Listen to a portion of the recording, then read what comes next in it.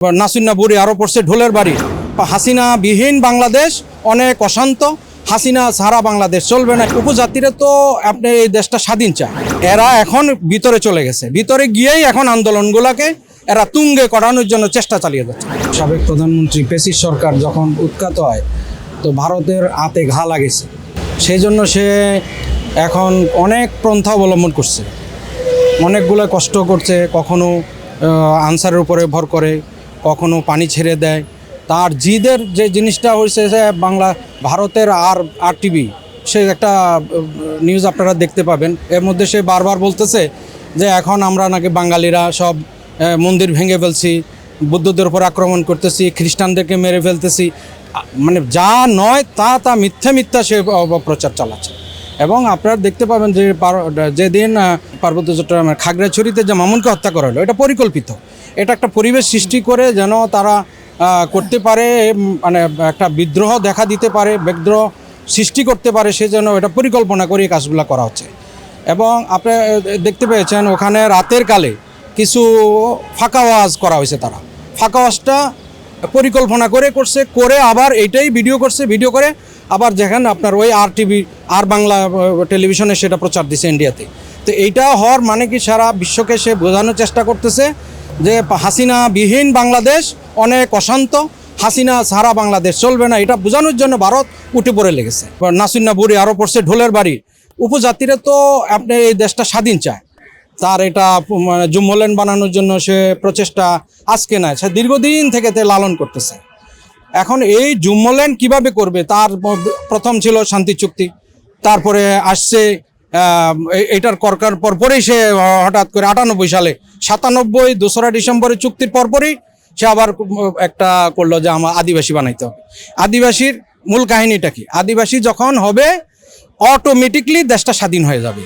কারণ এখানে ILO convention 169 এই কথাটা বলা আছে রেজুলেশনে, যে যদি আপনি ওই রেজুলেশনের অনুযায়ী বাংলাদেশে না বিশ্বের যে কোনো জায়গাকে আদিবাসী স্বীকৃতি দিবেন, সেখানে সে তখনই সে জাতিসংঘের আন্ডারে চলে যাবে। তখন তারা ওটা বলবে যে একটা গণভোট দেন, গণভোটে তখন তারা বলবে যে আমরা স্বাধীন চাই।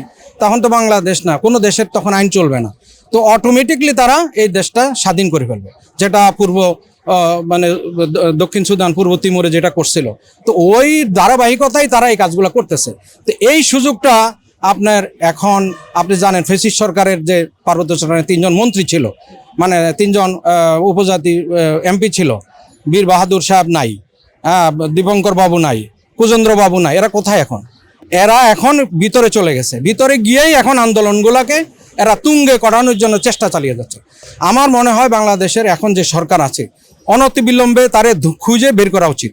বের করলে এই 3 জন MP যারা মানে আওয়ামী লীগ সরকারের যে প্রেতাত্মা, যারা আওয়ামী লীগ সরকারের আমলে ওখানে নিয়োগ পেয়েছিল, এরা এখন তো বসে থাকবে না ভাই।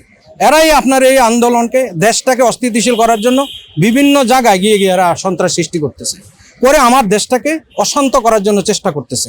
যদি বাংলাদেশে সেনাবাহিনী না থাকে, পার্বত্য চট্টগ্রামে 1 মিনিটও স্বাধীন থাকবে না। ওদের হাতে যে অস্ত্র আছে, খামাখা বলতেছে সেনাবাহিনী প্রত্যাহার করো। ওরে বাবা, তুমি সেনাবাহিনী থাকার জন্য কাজটা তুমি করতেছো, তুমি এখানে চাঁদাবাজি করতেছো, অপহরণ করতেছো, বাংলাদেশের নিরীহ নিরস্ত্র মানুষকে তুমি শান্তিতে থাকতে দিচ্ছ না। এটা কারা? বাংলাদেশ স্বাধীন রাষ্ট্র। তাহলে তোমাদের হাতে অস্ত্র কেন? তোমাদেরকে তো চুক্তি করা হলো, তোমাদেরকে চাকরি দেওয়া হলো, ব্যবসা দেওয়া হলো, তোমাদেরকে আঞ্চলিক পরিষদ দেওয়া হলো, জেলা পরিষদ দেওয়া হলো, উন্নয়ন বোর্ডের চেয়ারম্যান তোমাদের করা হলো। এরপরও তোমরা কেন অস্ত্র ধরছ? তারপরও তোমাদের চাঁদাবাজি কেন করতেছো? তাহলে আমরা নিরাপত্তার স্বার্থে তো সেনাবাহিনী ওখানে থাকতে হবে। সেনাবাহিনী যতই আমরা প্রত্যাহার করতেছি, তাদের ওই অস্ত্র কেনা আরও বাড়তেছে।